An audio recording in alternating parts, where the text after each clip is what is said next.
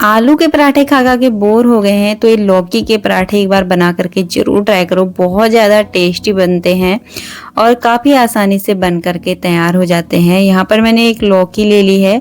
लौकी काफ़ी हरी और ताज़ा थी तो मैंने इसको कद्दूकस कर लिया है और उसके बाद इसको इस तरीके से कट कर ले रही हूँ। बीच में से कट करके मैं इसको अच्छी तरीके से कद्दूकस कर लूँगी। ठीक है, फिर उसके बाद कद्दूकस करने के बाद इसमें मैं नमक डाल दे रही हूँ।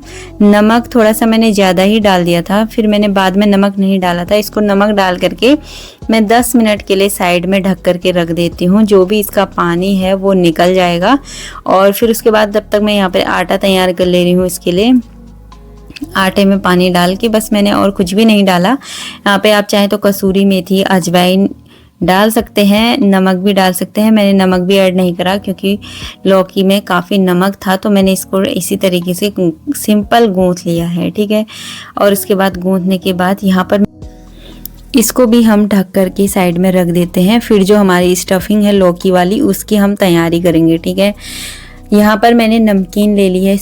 ये जो मैंने बेसन की नमकीन घर पे बनाई थी, आपने वीडियो नहीं देखी हो तो एक बार जा करके देख लेना, शॉर्ट पे इसकी रेसिपी पड़ी है।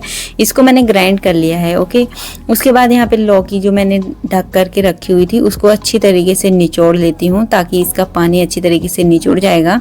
और ध्यान रहे आप लौकी का जो मसाला है उसको पहले ही बना करके मत रखना, जब तक आप आटा वाटा गूंथ लें, सारी तैयारी करने के बाद ही रखना। ठीक है, फिर यहाँ पर मैंने जो नमकीन पीस ली थी वो डाल दी थी और यहाँ पर मैंने डाला है आमचूर पाउडर, मिर्ची डाली है, गरम मसाला डाला है और इसमें मैंने जीरा पाउडर डाला है। नमक तो पहले से ही काफ़ी था और जो ये भुजिया वाली नमकीन मैंने बनाई थी बेसन की, आप चाहे तो नॉर्मली मार्केट से भी ले सकते हैं, उसमें भी नमक रहता है तो फिर मैंने इसमें नमक नहीं ऐड करा है।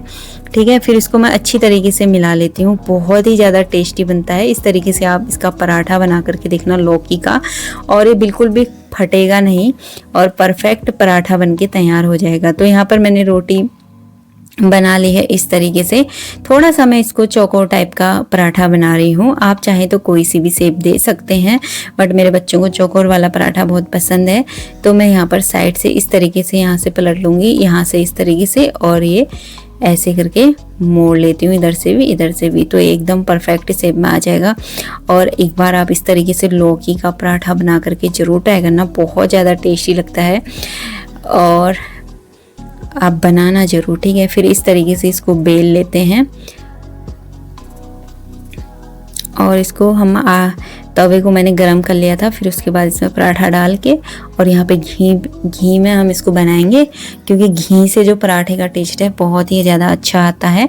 अगर आप घी नहीं डालना चाहते हैं, रिफाइंड या फिर आप सरसों के तेल में भी ये पराठा बना करके देखो, बहुत ज़्यादा टेस्टी बनता है। सरसों के तेल वाला भी आप ट्राई जरूर करना। तो देखो कितना टेस्टी पराठा बनकर तैयार है, बहुत ही ज़्यादा टेस्टी बना था, एकदम सॉफ्ट सॉफ्ट।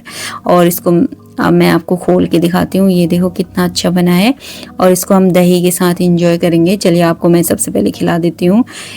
तो मैं आपके लिए हमेशा अच्छी अच्छी रेसिपीज़ लेके आती हूँ, तो प्लीज़ एक सब्सक्राइब, लाइक, कमेंट जरूर करेगा। Bye bye.